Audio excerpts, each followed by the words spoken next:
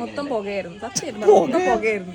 പുകയാന്നെല്ലാം പറഞ്ഞു കഴിഞ്ഞാൽ ഇത് യൂട്യൂബിൽ ഇട്ട് കഴിഞ്ഞാൽ കഞ്ചാവന്നായിരിക്കും.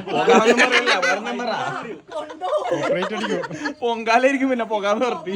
പുകയല്ല, എല്ലാം തന്നെ വേടനെ പിടിച്ചുകൊണ്ട് പോയതാണ്. ചോറത് ഇരുവില്ല. പുകയല്ല, പറഞ്ഞു കൊടുക്ക്. എങ്ങനെ ഓല കത്തിച്ച പുകയാ? പിന്നെന്ത് പുക? എങ്ങനെയെങ്കിലും ഉച്ചയ്ക്ക് ഒന്ന് ഇവിടെ വന്ന് കയറി ഒന്ന് തീർന്നാ മതി. 3 മണി തൊട്ടിട്ട് റെഡി ആയിരിക്കുന്നത്. അയച്ച് ഒന്ന് ഫ്രീ ആയിട്ടിരിക്കണമെന്നുണ്ടായിരുന്നു.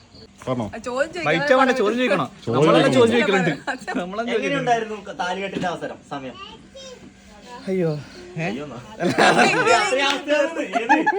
അതല്ല ഇപ്പൊ മനസ്സിലായോ? ബൈറ്റ് ചോദിക്കാൻ പോകുമ്പോ അവർക്ക് എത്ര ബുദ്ധിമുട്ടുണ്ട് അതറിയണം.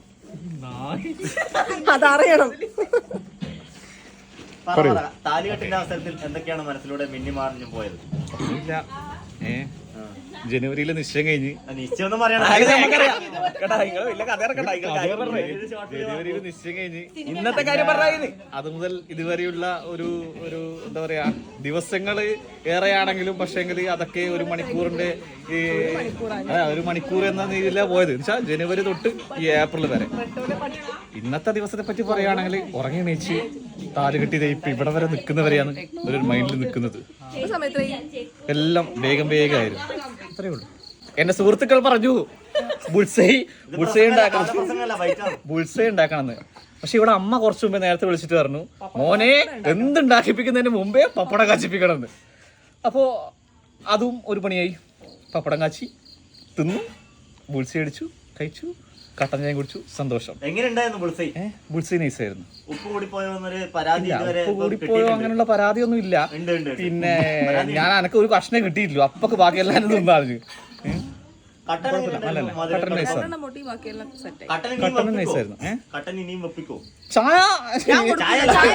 ചായ എനിക്ക് എത്ര വേണേലും തരാം. അതിനൊന്നും എനിക്കൊരു വിരോധമില്ല. പപ്പടം എങ്ങനെയുണ്ടായിരുന്നു? മൊരിഞ്ഞിരുന്നോ? പപ്പടം ഒക്കെയാണ്.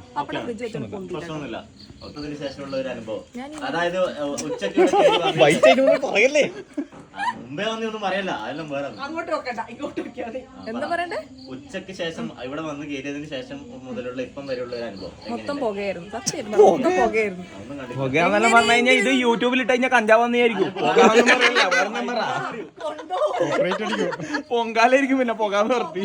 പുകയല്ല, എല്ലാം തന്നെ വേടനെ പിടിച്ചുകൊണ്ട് പോയതാണ്. ചോറത് ഇരുവില്ല. പുകയല്ല, പറഞ്ഞു കൊടുക്ക്. എങ്ങനെ ഓല കത്തിച്ച പുകയാ?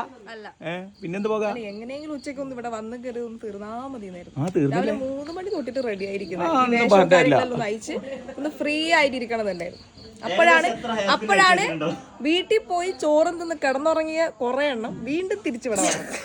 ഇവരല്ലേ അവര്?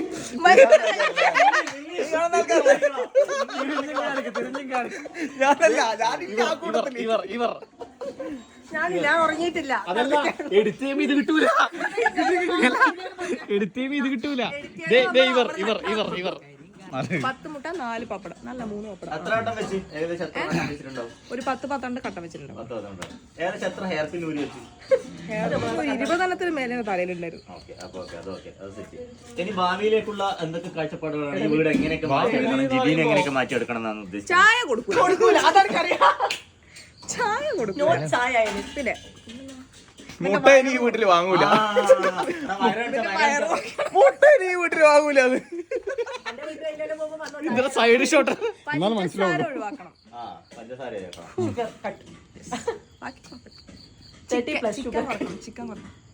പന്നിയും ബീഫിനെ കൂടെ തീറ്റിക്കുന്നു. അത് തിന്നണം. അത് ഇവിടെ കിട്ടൂല. എന്റെ വീട്ടിൽ പോകുമ്പോ തിരിക്കും. അങ്ങോട്ടാവല്ലോ നമ്മള്. പഠിക്കണം. എനിക്ക് പഠിക്കണം. നമുക്ക് ഈ സ്റ്റെപ്പെല്ലാം മാറ്റിയിട്ട് ഇങ്ങനെ ഫൂന്നുള്ള റോഡാണ്.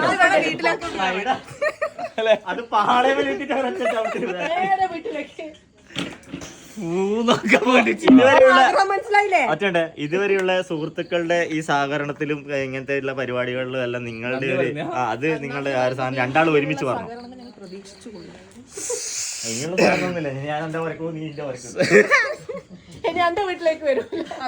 സുഹൃത്തുക്കളുടെ കാര്യം പറയുമ്പോ ആദ്യമായി പ്രത്യേകം എടുത്തു പറയേണ്ടത് ഇവിടെ ഇല്ലാത്തൊരുത്തിരിയാണ് പൈസ വെച്ച് കല്യാണത്തിന്റെ തലേന്ന് വന്ന് കസേര ചുമക്കൽ, ഗ്രൈൻഡർ എടുക്കൽ, പാത്രം ചുമക്കൽ, പച്ചക്കറി മുറിക്കൽ, ഇതൊക്കെ ചെയ്യും. നമുക്ക് ഈ സ്ക്രീനിന്റെ സൈഡിൽ വെക്കാം, കുഴപ്പമില്ല.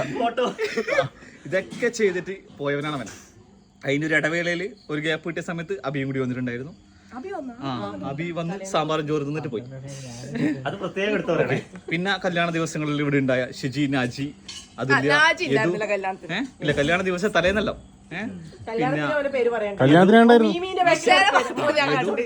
പിന്നെ ഇവന് അവന്റെ പേര് സംഗീതല്ലേ? സംഗീത് ഉമ്പാവാൻ നന്നായി, അന്നേരം വേഗം തിരിയുള്ളൂ. അതെ, അപ്പൊ അവർക്കെല്ലാം നന്ദി പറയുന്നു.